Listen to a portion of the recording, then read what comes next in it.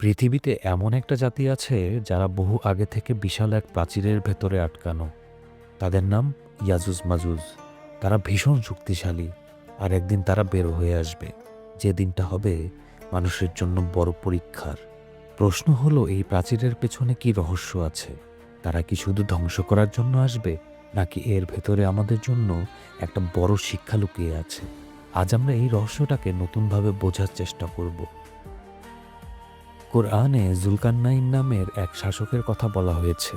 তিনি লোহা আর গলিত তামা দিয়ে এক শক্ত প্রাচীর তৈরি করেছিলেন, যাতে ইয়াজুজ মাজুজ বাইরে বের হতে না পারে।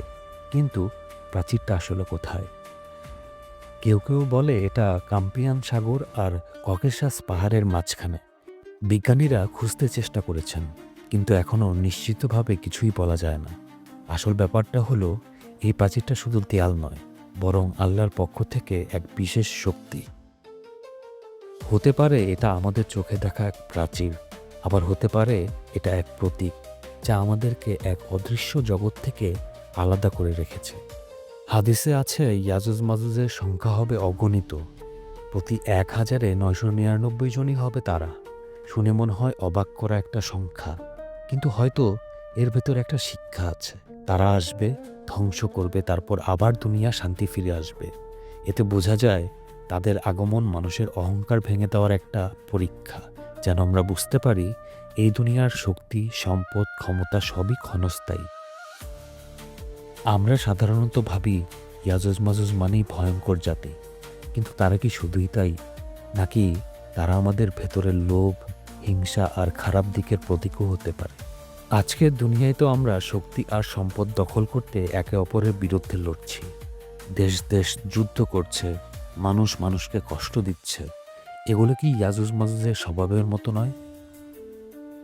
হতে পারে তারা হয়তো এক বাস্তব জাতি, আবার আমাদের ভেতরের খারাপ দিকও তাদের মতো। তাদের ধ্বংস মানে হতে পারে আমাদের ভেতরের খারাপ দিকের শেষ। যখন ইয়াজুজ মাজুজ বের হয়ে আসবে, তখন মানুষ খুব অসহায় হয়ে যাবে। তখন নবী ঈসা আলাইহিসসালাম মুমিনদের নিয়ে পাহাড়ে আশ্রয় নেবেন। তারা নিজের শক্তি দিয়ে বাঁচতে পারবে না।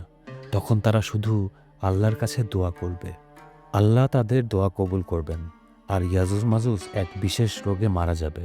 এরপর আবার পৃথিবী পরিষ্কার হয়ে যাবে। এখানেই আসল শিক্ষা। জীবনের বড় বিপদে শুধু আল্লাহর ওপর ভরসাই আমাদের একমাত্র আশ্রয়। তাহলে এখন প্রশ্ন হলো, ইয়াজুজ মাজুজ শুধু এক জাতি, নাকি তারা আমাদের ভেতরেও আছে? আমরা কি লোভে, ক্ষমতার নেশায় একে অপরের ক্ষতি করে চলেছি? আমরা কি আমাদের ভেতরের ইয়াজুজ মাজুজকে বের করে দিয়েছি? তাই এখনই সময় নিজেদের ভেতরের খারাপ দিককে থামানো, ঈমান, ধৈর্য আর ভালো কাজের প্রাচীর তৈরি করা। কারণ কিয়ামত একদিন আসবেই, আর সেই দিনের জন্য আমাদের প্রস্তুত থাকতে হবে। আপনি কি মনে করেন, ইয়াজুজ মাজুজ শুধু একটি জাতি, নাকি আমাদের ভেতরেরই রূপ? কমেন্টে জানাতে ভুলবেন না।